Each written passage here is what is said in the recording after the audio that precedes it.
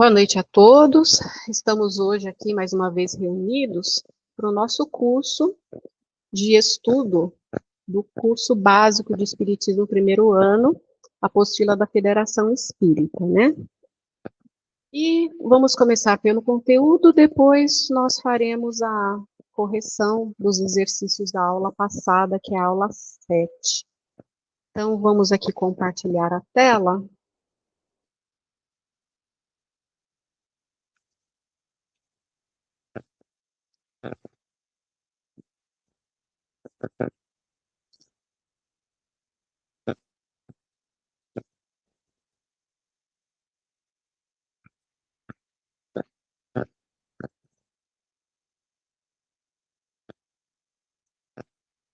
Tá aparecendo direitinho aí para vocês?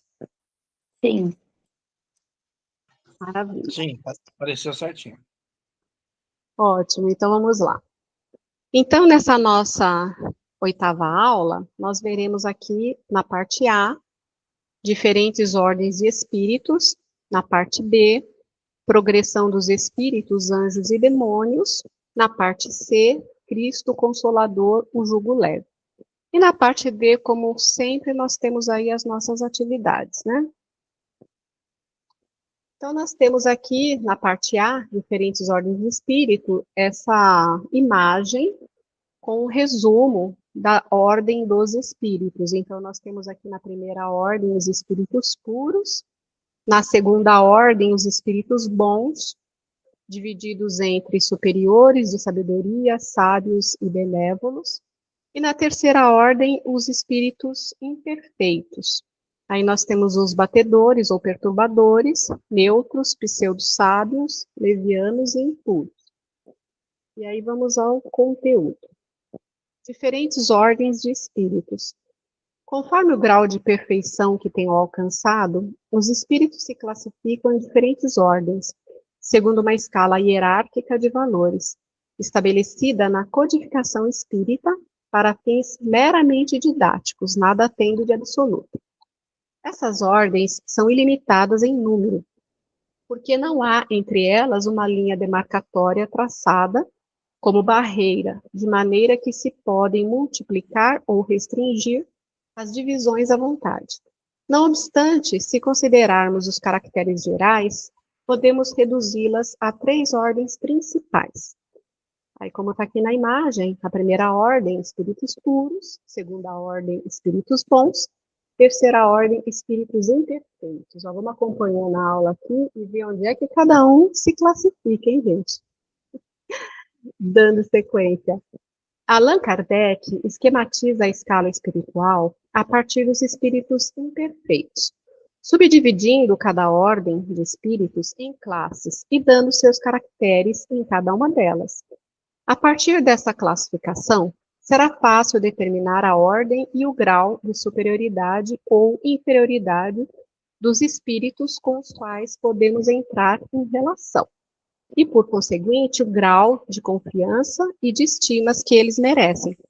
Então, é muito importante a gente ter o conhecimento dessas classificações e dessas ordens, porque para quem não tem uma mediunidade ostensiva e vai participar de um trabalho mediúnico como colaborador, se você não tem a sensibilidade de ouvir, de ver, ou uma intuição muito apurada, ou até tem, mas não dá a devida credibilidade, né, que a gente sempre tem o hábito de duvidar da nossa intuição, e isso, infelizmente, vai se corrigindo ao longo do tempo. Então, nesse interim, se você tem o conhecimento adquirido através das obras da codificação, você já consegue ter uma noção e estar participando disso, né? Então, vamos ali. Terceira ordem, espíritos imperfeitos. Caracterizam-se pela ignorância, desejo do mal e apego às paixões, que lhes retardam o desenvolvimento, pois neles há o predomínio da matéria sobre o espírito. Têm a intuição de Deus, mas não o compreendem.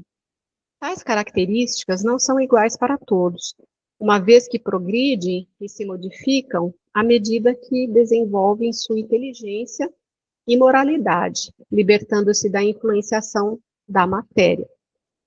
Então, nós vemos que na categoria de espíritos imperfeitos, a principal característica é a ignorância e o desejo do mal, né? E daí vem uma porção de subdivisões, de deméritos que a gente tem que estar lutando aí no decorrer da nossa vida. E dessa forma, os espíritos classificam em diferentes classes. Aí vamos para as classes. Acho que eu mudei de slide aqui. 10ª classe, que está começando em ordem decrescente. Espíritos impuros. São inclinados ao mal. Insultam a discórdia e a desconfiança. Usam todos os disfarces para melhor enganar. Sua linguagem é trivial, grosseira e ignorante. Caracterizam-se pela inferioridade moral e intelectual. 9ª classe. Espíritos levianos. São ignorantes, malignos, inconsequentes, zombeteiros. Sua linguagem, muitas vezes, é espirituosa e alegre. Então, vejam que da 10ª para a 9ª classe, a gente consegue fazer uma boa linha demarcatória entre eles, né? Um é inclinado ao mal, insulta a discórdia, os outros são ignorantes, e a palavra mais marcante aqui, para a gente memorizar, seriam zombeteiros, né? Que já linguagem espirituosa e alegre. 8ª classe. Espíritos pseudo-sábios. Seus conhecimentos são bastante amplos, mas julgam saber mais do que realmente sabem. Sua linguagem é presunçosa e contém algumas verdades mescladas com os mais absurdos erros. São presunçosos, orgulhosos e teimosos. Esses daqui também não é tão difícil de você perceber, né? Um espírito, quando ele tem um padrão mais elevado, ele até demonstra conhecimento, mas não com tanta ênfase e desejo de se sobressair, ser notado, entre aspas, aparecer como um pseudo-sábio. 7ª classe, espíritos neutros. Não são bastante bons para fazerem o bem, nem bastante maus para praticarem o mal. 6ª classe, espíritos batedores e perturbadores. Manifestam sua presença por efeitos sensíveis e físicos. Não formam propriamente uma classe especial na escala evolutiva, pois podem pertencer a todas as classes da 3ª ordem. Vocês devem se lembrar que quando nós estávamos conversando a respeito do surgimento da codificação no comecinho de Kardec, tinha o advento, né, de espíritos batedores e perturbadores, que foi o que chamou primeiro a atenção das pessoas para a existência de algum tipo de inteligência além da matéria. E aí, na sequência, veio aquele caso lá das irmãs Fox, né, que tinham a mediunidade exacerbada e, de certa forma, tinha essas questões aí na casa delas, que acabou evoluindo para as reuniões que nós vimos a respeito das mesas girantes e todo o princípio aí de efeitos fenomênicos da doutrina no início, que era necessário por conta das pessoas serem despertadas através da curiosidade. 2ª ordem, espíritos bons. São os que chegaram ao meio da escala. O desejo do bem e a sua realização decorrem do grau de evolução que atingiram, pois há neles o predomínio do espírito sobre a matéria. Deus queira que estejamos dentro disso, né, gente? E, consequentemente, a busca da sabedoria e da moralidade. Compreendem Deus e sentem-se felizes quando fazem o bem e quando impedem o mal. Os espíritos bons classificam-se conforme o Livro dos Espíritos em 5ª classe, espíritos benévolos. Sua qualidade predominante é a bondade, pois seu progresso realizou-se mais no sentido moral do que intelectual.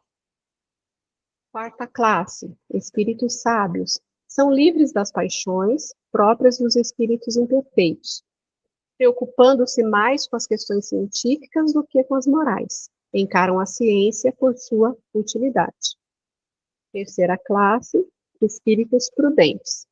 Caracterizam-se pelas qualidades morais e capacidade intelectual elevada, possibilitando uma apreciação dos homens. O progresso intelectual e o progresso moral raramente andam juntos, mas o que o espírito não consegue em dado tempo, alcança em outro, de modo que os dois progressos acabam por atingir o mesmo nível.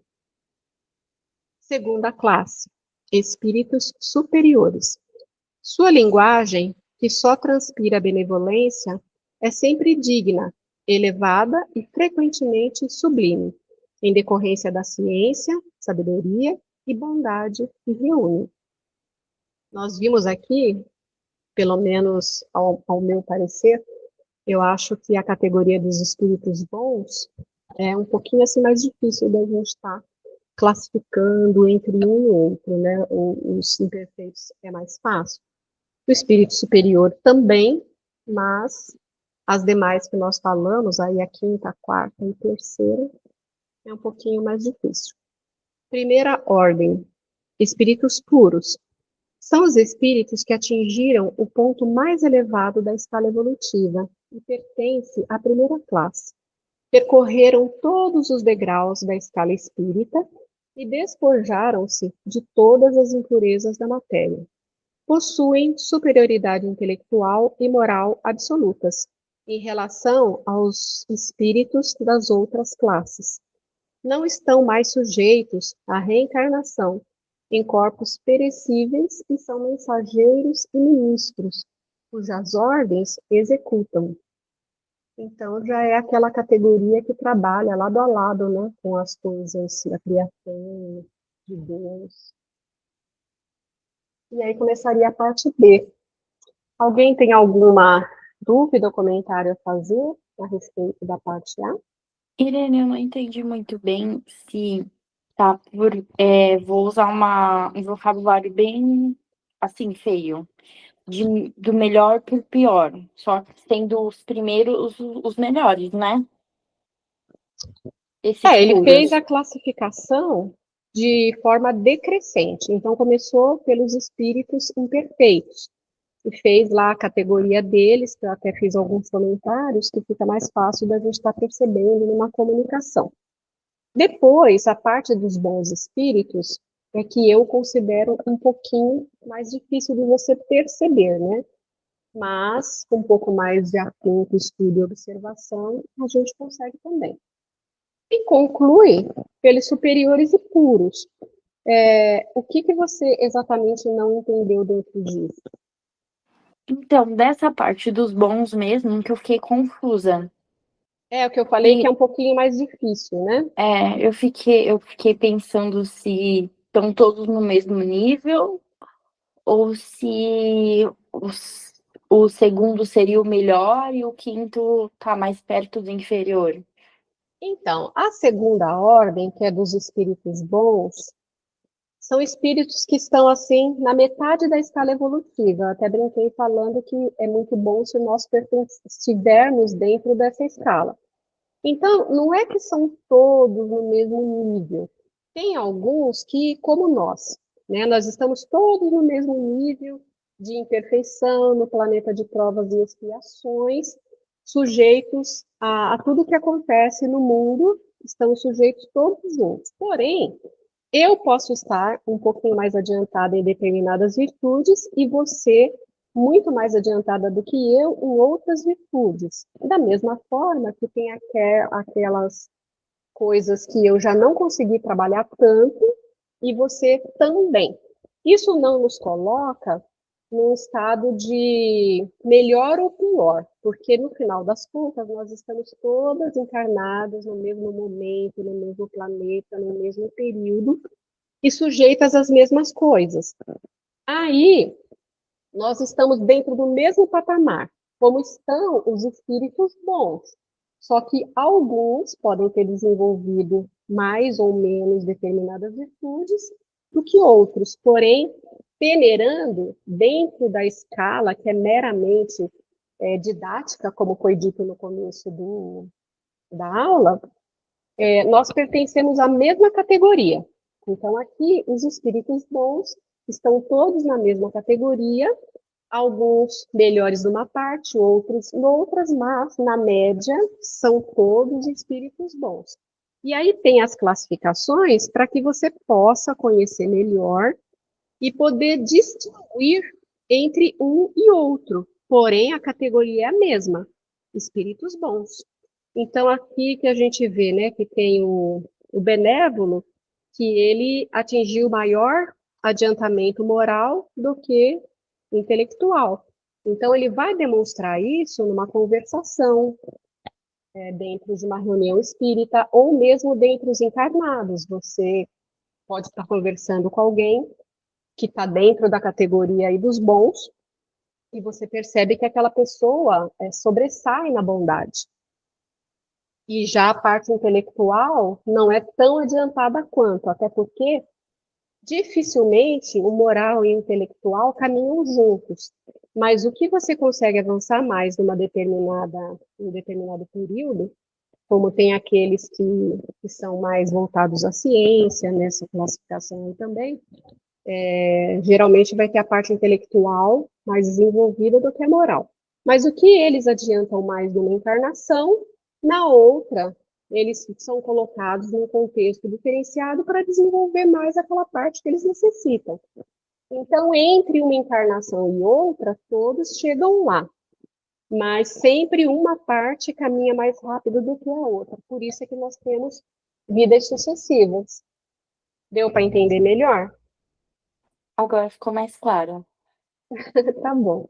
Qualquer coisa, fica à vontade para continuar perguntando. Então, podemos passar para a parte B? Então, vamos lá. Podemos. Vamos lá.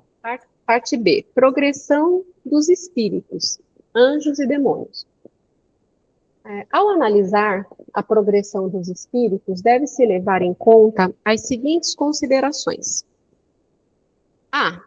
Espírito e matéria estão sempre associados, pois qualquer que seja o grau em que se encontre, o espírito está sempre revestido de um envoltório ou perispírito, cuja natureza se eteriza à medida que ele se depura e se eleva na hierarquia espiritual. Então, isso nós já vimos, né? Que o espírito, ele nunca está sem um envoltório, e que o perispírito o acompanha na erraticidade, que é no período do desencarne, na espiritualidade. O acompanha no seu progresso até em outros mundos. Só que nós vimos que o perispírito, ele é feito do fluido cósmico universal pertinente ao planeta em que o espírito irá fazer a sua encarnação, a sua manifestação, e também está sujeito ao estado de adiantamento moral e espiritual do espírito. Então, são a composição de acordo com o fluido vital do mundo em que ele irá habitar, e ser mais ou menos sutil de acordo com o estágio de elevação do espírito, mas sempre o espírito estará associado a uma matéria, que no caso é o seu perispírito, que enquanto encarnado, o perispírito serve para ligar o corpo físico ao espírito. Ele serve como um elemento intermediário, que até nós vimos na aula passada, que as sensações que o espírito consegue sentir e desfrutar são passadas através do perispírito. B.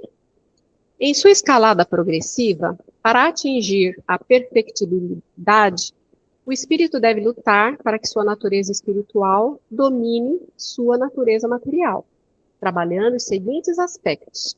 Então, esse é todo o contexto que nós precisamos trabalhar e elaborar para a nossa evolução.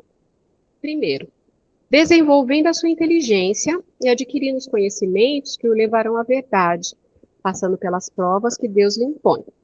Então, adquirir o conhecimento é em todos os sentidos. O que você tem de talento, que você tem uma inclinação para uma determinada profissão, você sempre aprimora, você sempre desenvolve. E o que você conseguir estudar fora disso, como nós estamos fazendo aqui, para conhecer as leis que regem o mundo material e espiritual, dentre outras coisas tantas que existem que a gente pode estar estudando e aprimorando, Isso tudo desenvolve potencialmente a inteligência do espírito.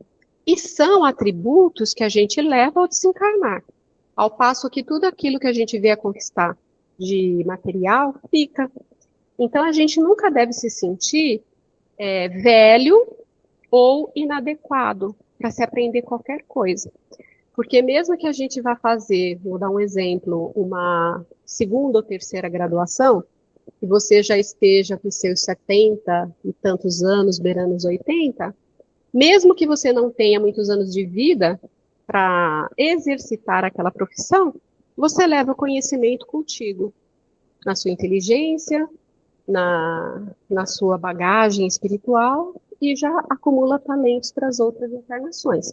Fora o que você pode auxiliar e desfrutar na espiritualidade, porque a vida continua, as atividades continuam e o trabalho lá é incessante. 2. Despojando-se de influências da matéria, como, por exemplo, as sensações dos órgãos, ao qual está ligado necessariamente para a sua manifestação como espírito. Então, isso seria despojar-se das influências da matéria, das sensações dos órgãos. Nós estamos encarnados, nós temos todos os nossos sentidos têm sensações, então a gente deve viver no mundo, mas sem pertencer ao mundo. E isso equivale também, se dizer, em relação às sensações, a vida de sensação que a gente desfruta na matéria. Não tem nada de errado nesse desfrutar, mas tem aquela diferença entre ser alienado, escravo de determinada coisa, e de você poder participar de uma forma legal, educada, simultânea, sem nenhum tipo de prejuízo, nem a você e nem a ninguém. Terceiro, libertando-se dos males como o egoísmo, orgulho, maldade, e conquistando as virtudes, como a caridade e a humildade. Isso aqui é a nossa reforma íntima, todo o processo que nós temos falado tanto, trabalhado. Todos somos egoístas? Somos. Orgulhosos? Sim. Temos maldade? Também. Mas nós também praticamos a caridade, tentamos ser mais humildes. O nosso papel está em reduzir o nosso índice de egoísmo, o nosso índice de orgulho, o nosso índice de maldade, desenvolvendo a nossa bondade, desenvolvendo a nossa caridade, tentando aumentar a nossa humildade. Zerar nós não vamos, não nessa encarnação, porque a evolução não dá saltos, mas são coisas que a gente vai trabalhando aos poucos e vai desenvolvendo os nossos potenciais melhores. Esse é o exercício da reforma íntima. Parte C. Os espíritos foram criados iguais, simples e ignorantes. Porém, todos atingirão a perfectibilidade. E isso é algo que nós temos falado desde o início, né? Desde o momento que fomos criados, a centelha divina, ela já vem latente, todo o cabedal daquilo que nós, como uma conquista individual, temos que desenvolver, que aflorar ao longo das nossas vidas sucessivas até chegarmos ao estágio de espíritos perfeitos. Vai demorar? Vai, mas todos nós chegaremos lá. Mesmo aquela pessoa que hoje está numa classificação baixíssima, cheio de coisas que todo mundo condena, que não são próprias para nenhum dos princípios que nós estamos falando aqui, ainda essa pessoa também um dia será um espírito perfeito. Uns chegam mais rapidamente que outros, pois isso depende do livre arbítrio de cada um, conforme agem dentro da lei de causa e efeito, como diz André Luiz, em Evolução de Dois Mundos. Encetando, pois, a sua iniciação no plano espiritual, de consciência desperta e responsável, o homem começa a penetrar a essência da lei de causa e efeito, encontrando em si mesmo os resultados enobrecedores ou deprimentes das suas próprias ações. Então, conforme a gente vai adquirindo conhecimento, como estamos fazendo aqui, a gente consegue enxergar na nossa própria vida a consequência das nossas escolhas, porque todos nós, invariavelmente, estamos sujeitos à lei de causa e efeito. A partir dessas considerações, chega-se às seguintes conclusões. Não há penas eternas. Os espíritos não permanecem perpetuamente nas classes inferiores. Depende de cada um apressar ou não o seu avanço. Qualquer que sejam a inferioridade e perversidade dos espíritos, Deus jamais os abandona. Todos têm seu anjo da guarda, o espírito protetor, e por eles vela. Contudo, o espírito deve progredir por impulso da própria vontade, nunca por sujeição. Até porque a gente não tem o controle sobre a vontade de ninguém. Então, por mais que a gente pense que está sujeitando alguém a isso ou aquilo, a esse progresso ou não, muitas vezes é apenas fantasia, né? Porque a pessoa só progride quando assim decide. Há um momento específico para cada um. É o tempo de Deus. Né? Um fruto, ele não cai da árvore, do pé, enquanto ele não estiver maduro. B. O espírito pode permanecer estacionário, mas não retrograda. Uma vez que o conhecimento adquirido não mais se perde, uma vez encarnado, pode estar em condição social inferior à sua vida passada, porém nada perde do que adquiriu moral e intelectualmente. Seu desenvolvimento moral e intelectual, como espírito, é o mesmo. Então, esse é um grande consolo, né? Por mais besteira que a gente venha fazer no período da nossa encarnação, a gente sabe que a gente nunca retroage naquilo que a gente de fato aprendeu. Então, a gente pode permanecer estacionário como um âmbito geral, no estágio de evolução, não deixa de ser uma perda, né, dentro daquilo que a gente deveria estar desenvolvendo, mas a gente não volta atrás. Nós podemos começar a qualquer momento da nossa vida exatamente do ponto de onde nós paramos, esquecer o passado e construir um novo futuro, um novo amanhã. Deus não libera os espíritos das provas que devem sofrer. Para chegarem à primeira ordem, pois se o fizesse, teria de criá-los perfeitos, e como tal, eles não teriam merecimento para usufruir dos benefícios da perfectibilidade conquistada. Então, vocês vejam que nem os ditos anjos foram beneficiados. Eles foram criados e passaram por tudo que deveriam passar até chegar ao estágio de espírito puro. Então, Deus é como um pai amoroso, que segura o filho para tomar uma bela de uma bezetacil no bumbum, porque sabe que aquilo vai trazer a cura para aquele malefício. E sabe que é algo temporário, insignificante dentro de toda a trajetória da vida do filho, ou seja, como espírito. Então, Deus não nos livra das nossas provas e expiações, mas Ele nos auxilia a transpô-las se nós estivermos com o conhecimento sem revolta, buscando aprendizado, dando o melhor de nós, fazendo o melhor que podemos e buscando aprender, conhecer e minimizar os nossos defeitos, aumentando assim as nossas qualidades. Aí tudo fica mais fácil.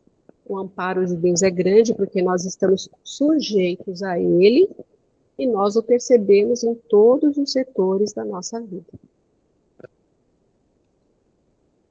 Os espíritos não precisam necessariamente passar pela fieira do mal para chegarem ao bem, mas sim pelo caminho da ignorância. Então, você não precisa passar pelo mal, mas você passa pelo caminho da ignorância conforme você vai se desenvolvendo e, consequentemente, pelo caminho da ignorância, a gente dá uns tropeços, né? E acaba se envolvendo com o mal. Todos têm o livre-arbítrio para escolher entre um e outro caminho, mas é justamente pelo uso correto que fazem de sua escolha é que conquistam o mérito para chegar à primeira ordem. Então, o livre-arbítrio está aí para isso, para a gente poder ponderar e usar e colher os frutos. O livre-arbítrio se desenvolve à medida que o espírito adquire consciência de si mesmo. Não haveria liberdade se a escolha não dependesse da vontade e decisão do espírito. em ceder a esta ou aquela influência, boa ou má. Então, o livre-arbítrio, ele sempre existe, mas muitas vezes ele pode estar limitado a determinadas circunstâncias que nós somos sujeitos. Por exemplo, uma ação que nós executamos abre um leque de oportunidades. Esse leque de oportunidades é o que você tem para escolher, o seu livre-arbítrio, mas dentro do leque, entenderam? Então, à medida que a gente vai desenvolvendo, o nosso livre-arbítrio também vai ampliando. Anjos e demônios. Anjos. Os seres que chamamos anjos, arcanjos, serafins, formam uma categoria especial de natureza diferente da dos outros espíritos? Não, são espíritos puros. Estão no mais alto grau da escala e reúnem em si todas as perfeições. Deste modo, os anjos não são uma criação especial de Deus, mas espíritos que conseguiram superar as imperfeições próprias da condição humana. São espíritos puros e, como tal, pertencem à primeira ordem, segundo a escala de valores estabelecida pela doutrina dos espíritos. Tornando-se mensageiros de Deus, mantendo sob suas ordens espíritos em diferentes graus de evolução, e manifestam seu amor, ora participando da criação de novos mundos em formação, ora trazendo revelações divinas para a evolução da humanidade. Demônios. Há demônios no sentido que se dá a essa palavra. Se houvesse demônios, eles seriam obra de Deus. E Deus seria justo e bom, criando seres infelizes eternamente voltados ao mal? Demônios são, portanto, os espíritos ainda imperfeitos, transitoriamente desviados do bem e que se comprazem no mal alheio. Pela sua índole imperfeita, estabelecem domínio sobre outros espíritos, encarnados ou desencarnados. Pertencem à terceira ordem da escala espírita, por se rebelarem contra as provas que lhe tocam e que por isso as sofrem mais longamente. Como o ser humano sempre necessitou de figuras e imagens para afirmar-se, idealizou os seres incorpóreos sobre forma material, com atributos que levam às qualidades ou defeitos humanos. Assim, surgiram as formas de anjos para personificar a espiritualidade sublimada e as formas dos demônios para personificar seus atributos ainda da animalidade. Então, nós vemos que nós, homens, para dar um maior entendimento, criamos a forma angelical dos anjos e a forma como se apresentam nas diversas imagens que nós vemos os demônios, como também personificamos o Papai Noel. Mas isso não significa que tenham essa forma, muito pelo contrário, né? Contudo, a doutrina espírita esclarece que as penas não são eternas. O prazo de expiação para os espíritos imperfeitos está subordinado à sua vontade de melhorar para ascender à categoria de espíritos puros. Deus não privilegia mais a uns do que a outros, pois é soberanamente justo e bom. Tudo o que acontece, de acordo com os preceitos das suas leis divinas, se constitui no bem, e tudo que lhes for contrário se constitui no mal. Cedo ou tarde, demônios ou espíritos imperfeitos ascenderão à categoria de anjos ou espíritos puros, pois esta é a lei que rege o universo, a evolução do espírito. Com isso, nós concluímos a parte B. Alguém tem algum comentário, alguma pergunta para fazer? Então, podemos passar para C, né? O Cristo Consolador, o jugo leve. Nós temos aqui a imagem, né, de Jesus, consolando as pessoas que estão acerca dele. Vinde a mim, todos os que andais em trabalho, e vos achais carregados, e eu vos aliviarei. Tomai sobre vós o meu jugo, e aprendei de mim, que sou manso e humilde de coração. E achareis descanso para as vossas almas, porque o meu jugo é suave, e o meu fardo é leve. Jesus recomendou a necessidade do homem ter fé e esperança para poder enfrentar as dificuldades que encontra na sua caminhada evolutiva. Seu ensinamento nessa passagem é alerta para o homem sobre determinadas leis que devem ser observadas e é o seu cumprimento que o mestre simboliza como sendo o seu jugo. Então, isso quer dizer que para aquele que cumpre, né, as leis de Deus, o jugo é leve. No entanto, Jesus afirmou que esse jugo é suave, podendo ser suportado por qualquer pessoa. Falou também sobre o fardo que todos os homens transportam e que representa os embates da vida terrena, necessários para o aprimoramento espiritual. Falando sobre os 10 mandamentos, Jesus preferiu sintetizá-los em apenas 2: amar a Deus sobre todas as coisas e ao nosso próximo como a nós mesmos, acrescentando que nesses singelos mandamentos estão contidos toda a lei e todos os ensinamentos transmitidos pelos profetas. Então, ele resumiu bastante o decálogo, né, que são os 10 mandamentos. Quem ama a Deus sobre todas as coisas e ao próximo como a si mesmo, implicitamente, está cumprindo todos os outros 9 mandamentos do decálogo, uma vez que aquele que cumpre não comete nenhuma das transgressões contidas nos demais. E faz todo sentido, né? Amar a Deus sobre todas as coisas e ao próximo como a si mesmo. Quem ama o próximo como a si mesmo não mata, não rouba, não deseja o mal, né? Não deseja as coisas alheias, enfim, todas as demais condições que estão nos 10 mandamentos se resumem, na verdade, a esses 2. Além de observar esses mandamentos, o homem tem outros deveres essenciais para com Deus e para consigo mesmo: o trabalho, a educação, a constituição da família, a iluminação interior. Tudo isso ele tem que cumprir, o que na realidade representa um fardo que está sobre seus ombros, mas que jamais é demasiadamente pesado ao ponto de não poder suportá-lo. Todos os homens estão capacitados a transportar seu próprio fardo. Entretanto, as dores, as tribulações, a perda das pessoas amadas, as misérias e as desilusões geram inconformação e representam empecilhos que devem ser transpostos. Muitas vezes sentem-se desfalecer por essas dificuldades, parecem intransponíveis.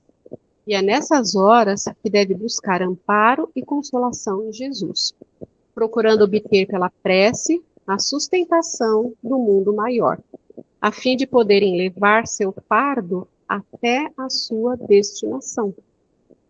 Ao afirmar que seu jugo é suave e que ele é manso e humilde de coração, o mestre deu ênfase à necessidade de compreender que não é o jugo dos déspotas, dos tiranos, dos rancorosos.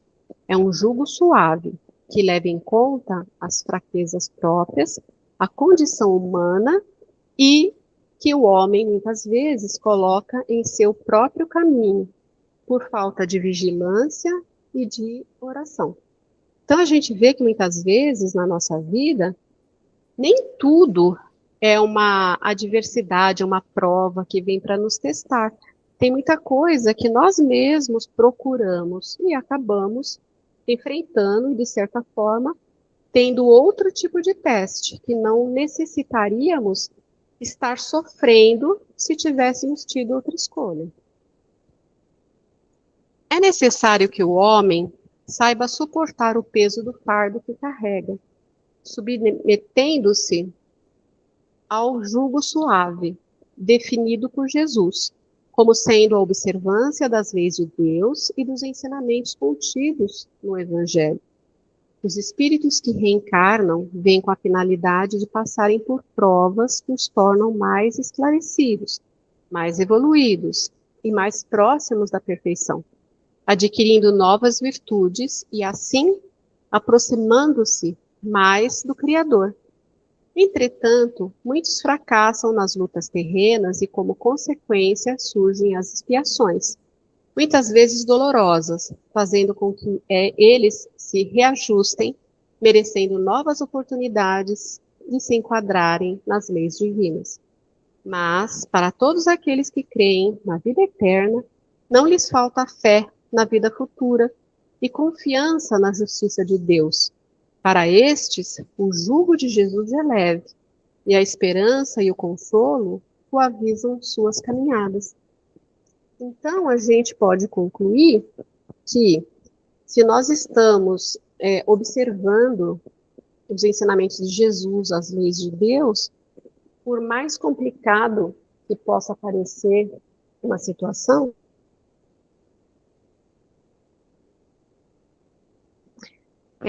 sempre a gente terá o consolo, sempre terá a sustentação necessária, porque nós nos colocamos a caminho.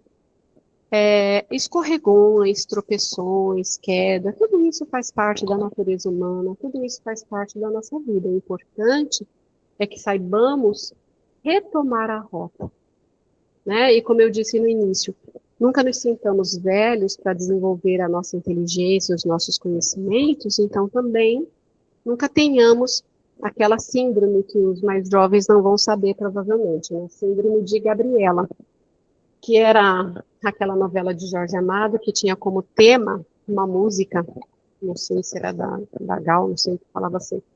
Eu nasci assim, vou morrer assim, e sou sempre assim. Gabriela. Então, na música, Gabriela nasceu assim, ia permanecer assim, e vai ser sempre assim. Tudo o que nós nunca devemos ser, porque nós somos seres sempre em construção, sempre em aprendizado. Aquele que julga que já está completo, que já aprendeu o suficiente, que vai deixar para as outras pessoas novos aprendizados, esse representa aquele copo cheio. E no copo cheio não cabe mais nada.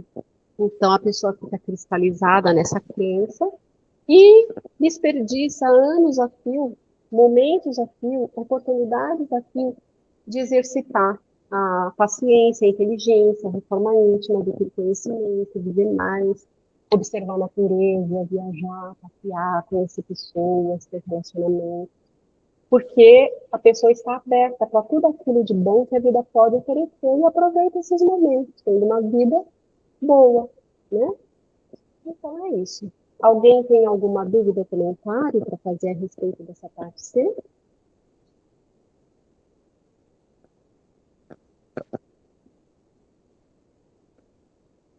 Então eu vou parar aqui o compartilhamento.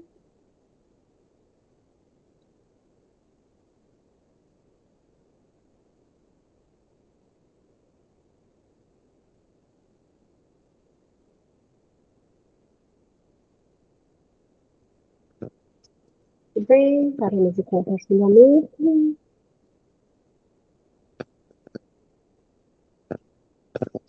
E a gente pode então passar para a correção dos exercícios. Quem fez os exercícios, gente? A Angélica não veio, a Cecília, Eu fiz. Thelma. Parabéns, Robson. Então, o Robson, a Silvia, a Selma, a Cecília, vocês fizeram? Irene, Diz, amor. eu não fiz. Tá perdoada, ainda bem que você já vai entrar de férias, né? Mas aí a gente começa É. um recesso e você vai poder ficar de boa. Aí você vai adiantando as próximas. Então, isso que eu ia falar, só em dezembro, porque assim, tá impossível. Não, tranquilo, Cecília, fica à vontade, amor. Eu sei que você sempre fez, sempre que pôde. Bom, então temos o Robson, a Selma que fez positivo e a Silvinha fez, Silvinha? Silvia. Acho que ela dormiu, ficou olhando os netos e dormiu.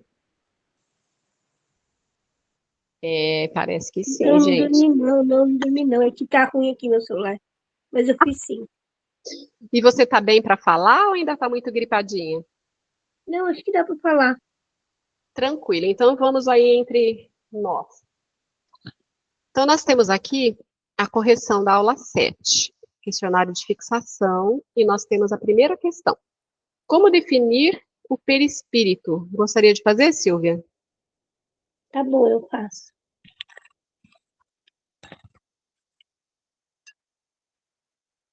Como definir o perispírito? Pois assim, o espírito é o... Ixi, tá tudo baralhado aqui. Vou deixar para a próxima? Põe esse aí. Pode. Tá bom. Quer fazer a primeira, Selminha?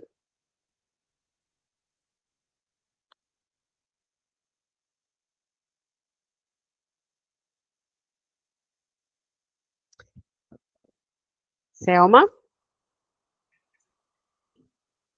A Selma que dormiu. Faz você, Robson. Tá bom, vamos lá, então. Vamos lá, primeira Tô pergunta. aqui, não estava dormindo, não. Eu perdi meu... Como entrar aqui? Agora, definir, agora o Robson está fazendo. Como definir o perispírito? como definir o perispírito? O perispírito é um envoltório semimaterial do espírito, uma espécie de corpo fluídico que serve de ligação entre o espírito e o corpo físico. É o intermediário que permite a manifestação do espírito no mundo corporal. Maravilha, bem completa a sua resposta. A Silvia vai fazer a 2? Agora tá fazer. Qual a Qual é a origem do perispírito? Eu pus assim, é o fluido cósmico universal, uma matéria sutil do universo que o espírito condensa e molda para criar seu envoltório semimaterial.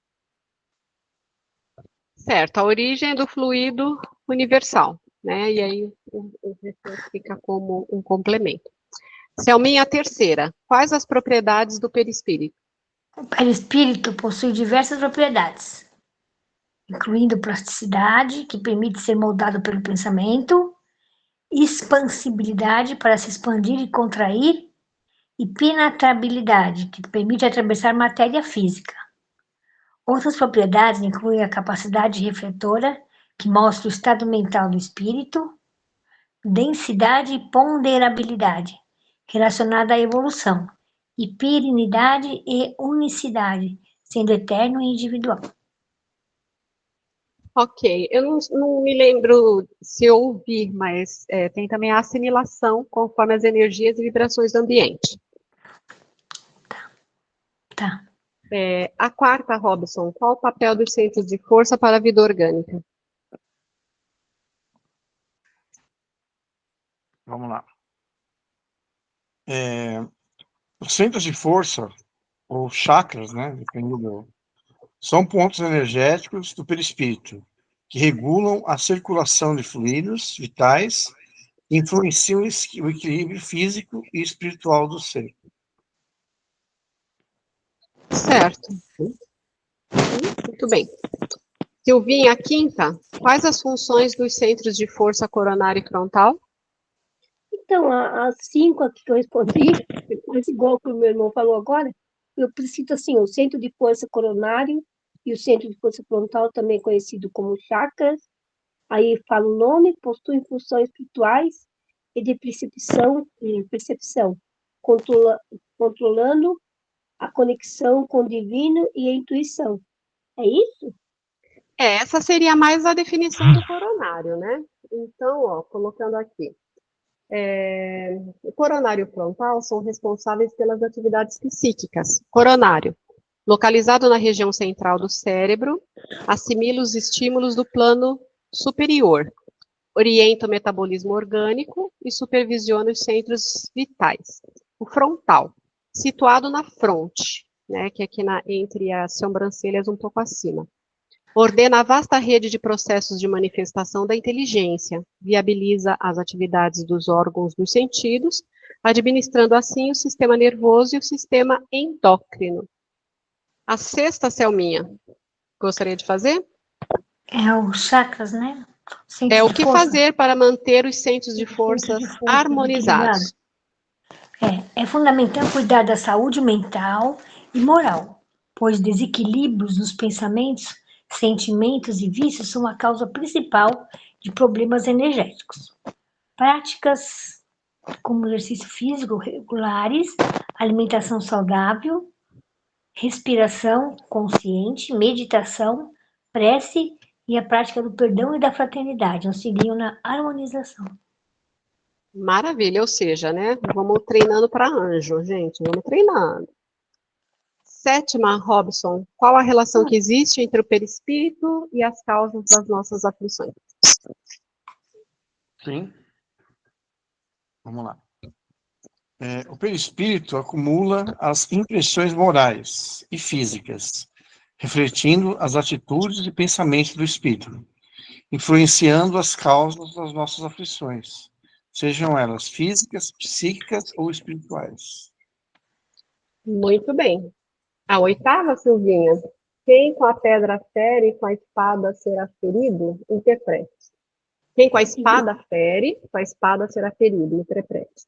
Pois assim, significa que a violência é um método violento usado contra outras pessoas, tende a ser usada de volta contra o agressor. Sim, que é sujeição à lei de ação e reação. Né? Nona e última, Selma. As nossas expiações podem ser amenizadas? Expiações podem ser amenizadas. A expiação tem um caráter didático e de reajuste moral, e não de punição imutável, visando sempre o progresso do espírito. Os principais fatores que contribuem para a amenização das expiações são o arrependimento sincero, reparação dos danos, prática da caridade e do bem,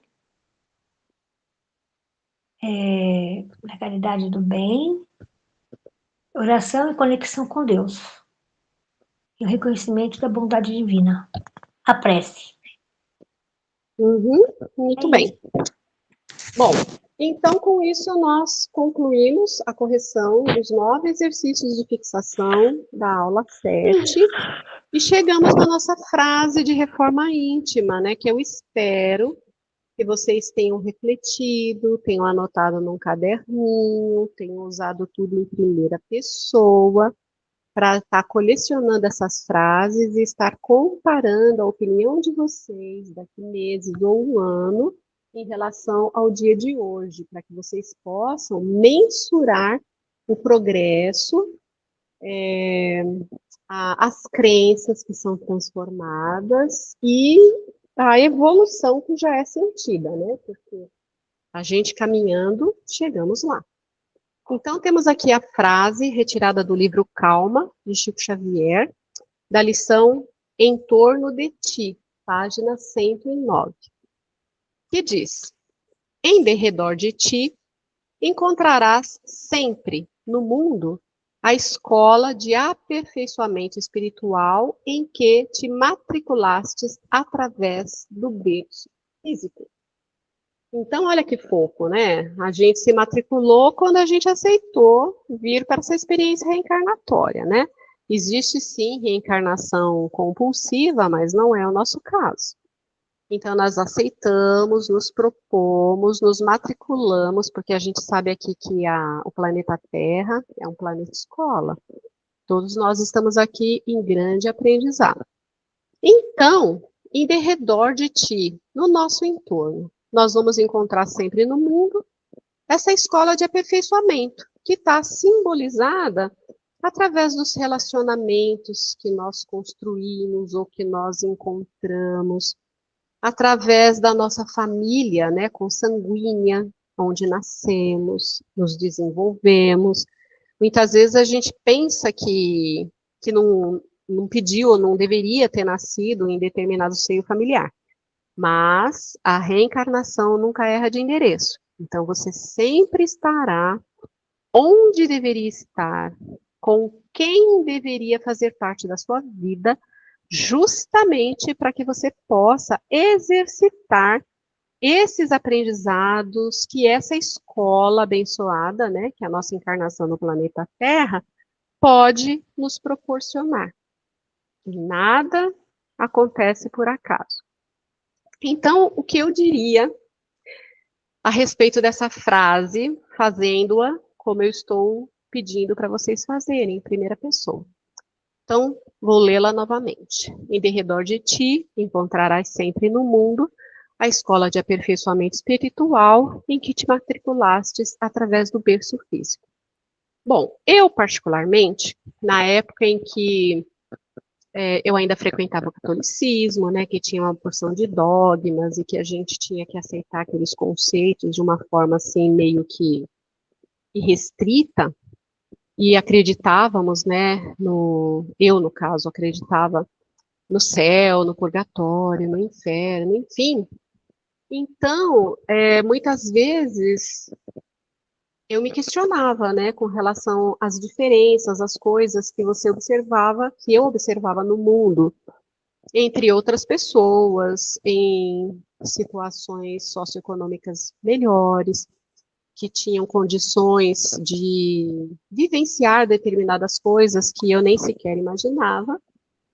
Então, sempre havia algum tipo de questionamento, mas depois que eu conheci a doutrina espírita, na vida adulta, ainda em tempo, eu me encantei, porque eu consegui resposta para tudo aquilo que vinha como uma indagação ou como uma aparente injustiça divina.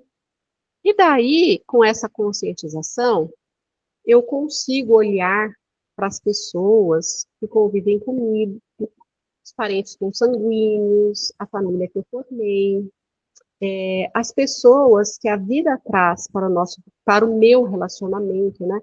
Seja em termos de trabalho, seja em termos de convivência social, pessoas que vão se agregando à família originária, né? Que vão fazendo parte do leque maior da minha família. Então, eu procuro sempre ver o que as situações que se criam querem me mostrar.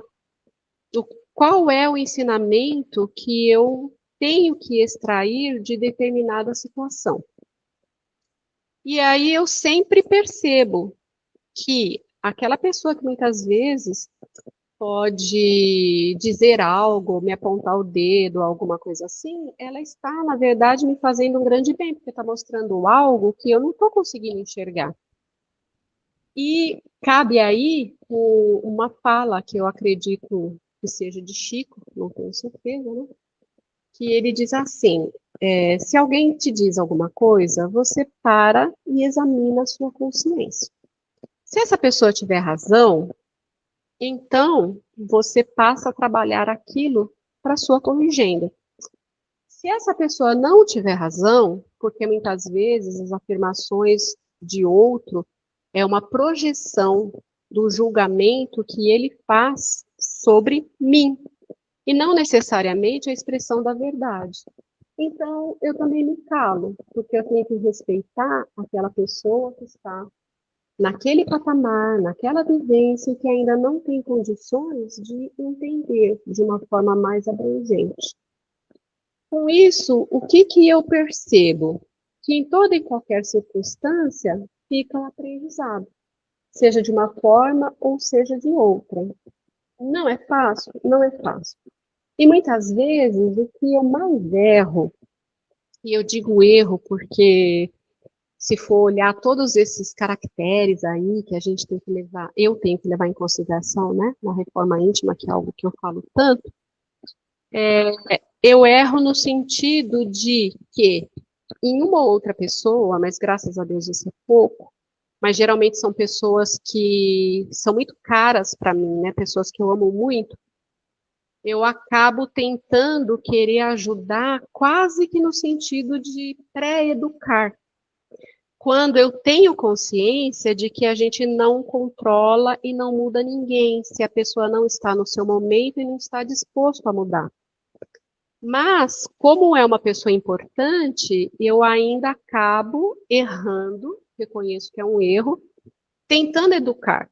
E aí, nessa tentativa de educar, quando não é o momento da pessoa, eu acabo criando algum desgaste no relacionamento, porque a pessoa se sente sempre confrontada, entre aspas, né? Confronto é uma palavra forte, mas amenizem a palavra confronto, mas eu encontrei outra nesse momento.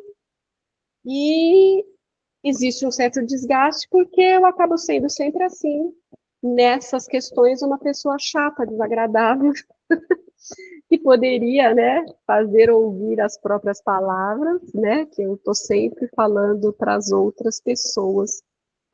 E aí eu vou caminhando, essa reflexão foi boa, né, porque eu acredito que amanhã, quando acontecer alguma circunstância assim, eu digo amanhã mesmo, de imediato, eu vou me lembrar do que eu falei para vocês agora, nesse momento, com relação a essa reflexão, e quem sabe de 10 vezes que eu venha a retrucar, eu acabe abrindo a boca só umas 2 ou 3, que já representa um grande progresso. Se eu conseguir reduzir uma vez a cada ocorrência, logo eu zero, né? Vamos ver. A convivência está aí para a gente ir exercitando. É por isso que eu gosto do nome do nosso grupo, que é Exercitando o Amor. Porque o que a gente faz no dia a dia, na nossa vida, é um grande exercício do amor. Né? O amor que deve sempre crescer, que deve sempre ser expandido, que deve estar presente na nossa vida, que deve se multiplicar. E é um exercício. E eu já comentei antes, mas não sei se aqui ou temos pessoas sempre novas no grupo, como é o Robson, né? Que aquele layout que foi feito aí que eu coloquei na internet para fazer do nosso grupo Exercitando o Amor, é um cérebro e um coração. Justamente para a gente se lembrar, né, que o sentimento, o coração está sempre à frente, mas não deve andar sozinho.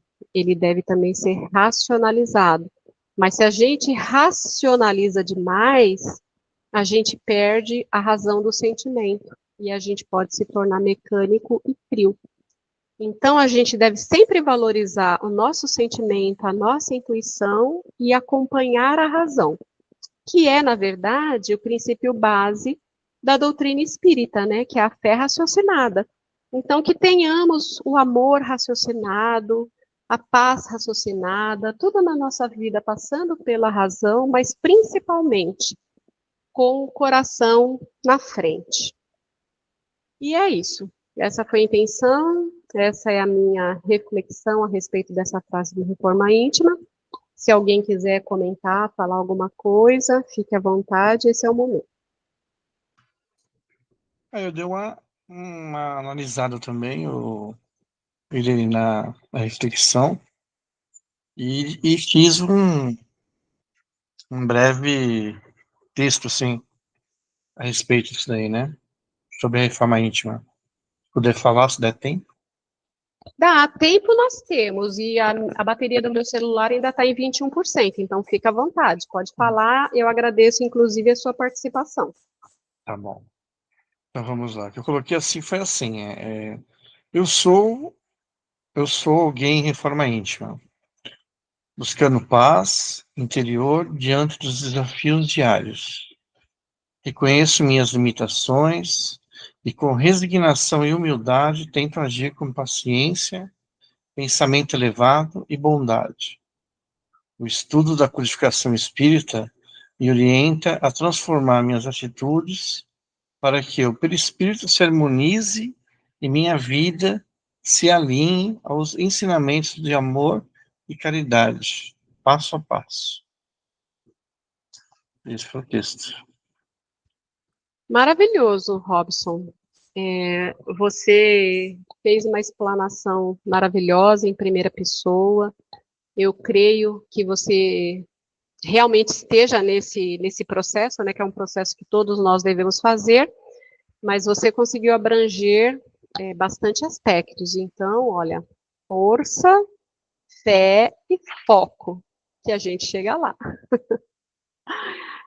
E é isso. Mais alguém gostaria de falar alguma coisa? Ou podemos partir para o encerramento? Ainda temos alguns minutos.